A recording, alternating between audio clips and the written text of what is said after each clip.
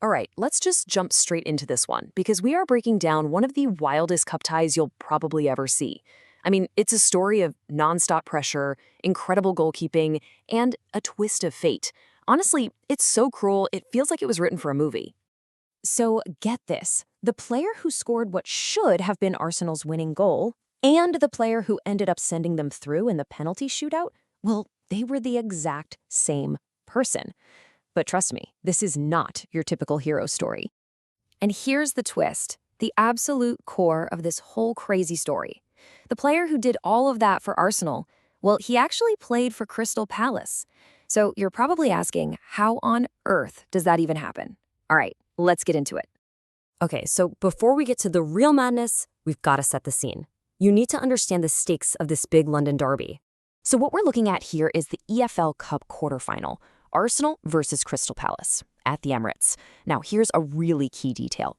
Arsenal's manager, Mikel Arteta, he made 8 changes to his usual lineup. Yeah, 8. Now, on the one hand, you had the great return of Gabriel Jesus, his first start in 345 days, which is amazing. But on the other hand, it meant the team just felt kind of disjointed, not quite clicking, which makes sense when you've got so many players who aren't used to playing together. And that lack of chemistry, that disjointed feel, it really set the stage for the main story of the night, which was basically this: Arsenal just throwing everything they had at the Crystal Palace goal, and Crystal Palace just standing firm like a brick wall. I mean, just look at the numbers here. It's completely one-sided. Arsenal had 25 shots to Palace's 8. 25! They had 61 touches inside the Palace box. The pressure was just relentless. So the big question is, with all that going on, how did they not score? Well, the answer has a name: Walter Benitez. He made seven huge saves. The Crystal Palace keeper was on another level. He just refused to let anything past him. Honestly, he was the man of the match, no question, and pretty much the only reason this game wasn't completely wrapped up by halftime. The pundit Glenn Murray really hit the nail on the head. He said it wasn't even that Arsenal were playing that badly in front of goal. It's just that they came up against a keeper who was having one of those nights. The guy was a fortress. But, as we all know, even the strongest fortress has a weak spot. And boy, did they find it, though not in a way anyone expected. After 80 minutes of pure frustration for Arsenal, the entire game just exploded. We're talking 5 minutes of just complete and utter madness. Okay, try to keep up because this gets wild. At 80 minutes, all that Arsenal pressure finally pays off. But how? An own goal. The Palace defender, Maxence Lacroix, accidentally puts it in his own net. So Arsenal think, great, we've done it. But nope. Deep into stoppage time, the 95th minute, Palace get a free kick and Marc Guehi scores. It's level. And you think that's it? No way. With the literal last kick of the game, Declan Rice has a golden chance to win it for Arsenal, but he's denied by Benitez, of course. The whistle goes, we're heading to penalties. So yeah, after all that, it all comes down to the lottery of a penalty shootout, Just a pure test of who can hold their nerve. But listen, this wasn't your average, sloppy shootout. Oh no. This was something else.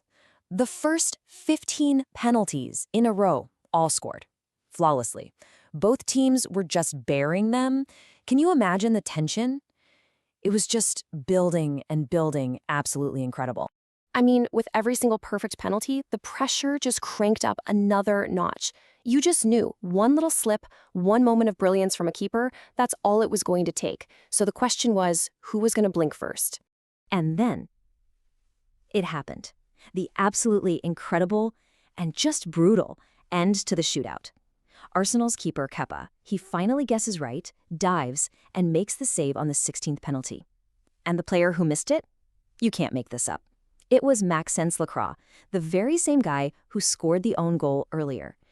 I mean, what an absolutely gut-wrenching, horrible night for that one player. And you really get a sense of the mentality you need from this quote from Kepa himself.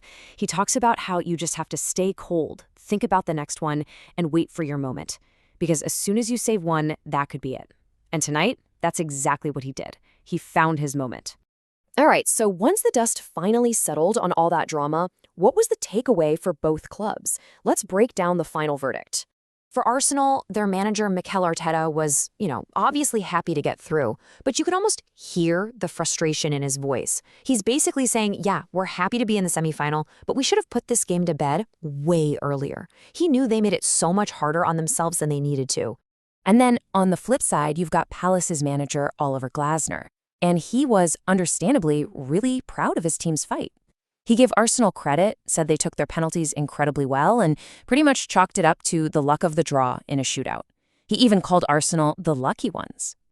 So what's the big picture here? Well, for Arsenal, they're moving on to face their rivals Chelsea in a two-legged semifinal. But the big takeaway for them, they've got to be more clinical. They can't let teams off the hook like that. And for Palace, look, it was a really brave fight that showed a ton of resilience. But there's a real worry about fatigue creeping in. They've had a ton of games and a small squad, so that's something to keep an eye on. Which really leaves us with one final, big question to think about. Was this whole thing just a story of one player's incredibly bad luck? A tragic hero, if you will? Or do you think things like this, the own goal, the missed penalty, don't just happen randomly? That they're the inevitable result of one team applying constant, suffocating pressure until something finally breaks?